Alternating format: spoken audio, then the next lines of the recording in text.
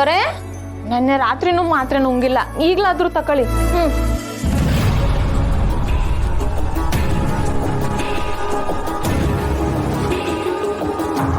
ಬೇಡ, ನಂಗೆ ಈ ಮಾತ್ರೆ ಬೇಡ.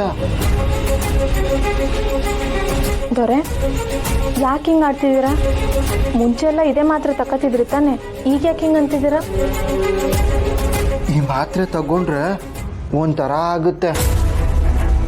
ನೀವು ಇವ್ರ ತವ ಎಲ್ಲ ಬುದ್ಧಿವಂತ ಅನ್ಸ್ಕೋಬೇಕು ತಾನೆ.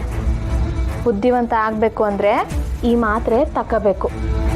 ಇದನ್ನ ತಕೊಂಡ್ರೆ ಶಕ್ತಿನೂ ಬುದ್ಧಿನೂ ಹೆಚ್ಚಾಯ್ತದೆ. ಜಾಣೆ ಅಲ್ವಾ? ತಗೊಳಿದವ್ರೆ.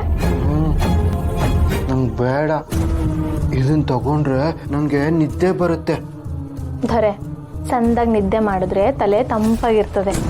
ತಲೆ ತಂಪಾಗಿದ್ರೆ ಬುದ್ಧಿ ಚುರುಕಾಯ್ತದೆ. ಅದಕ್ಕೆ ತಾನೆ ಡಾಕ್ಟ್ರು ಈ ಮಾತ್ರೆ ಕೊಟ್ಟಿದ್ದು.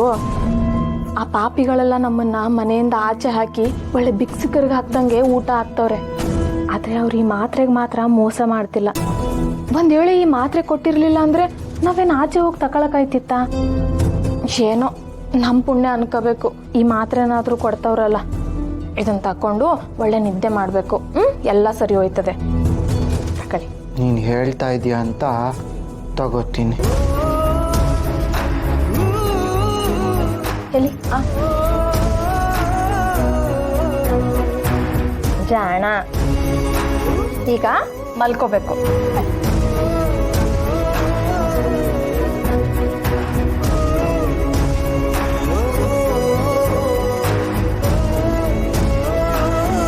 ಸ್ವಲ್ಪ ದಿನ ದೊರೆ ನಿಮ್ ಬುದ್ಧಿ ವಸಿ ಚುರುಕಾಯ್ತು ಅಂದ್ರೆ ಈ ರಾಕ್ಷಸರಿಗೆಲ್ಲ ನಿಮ್ ಕೈಯಿಂದಾನೇ ಪಾಠ ಕಲಿಸಿ.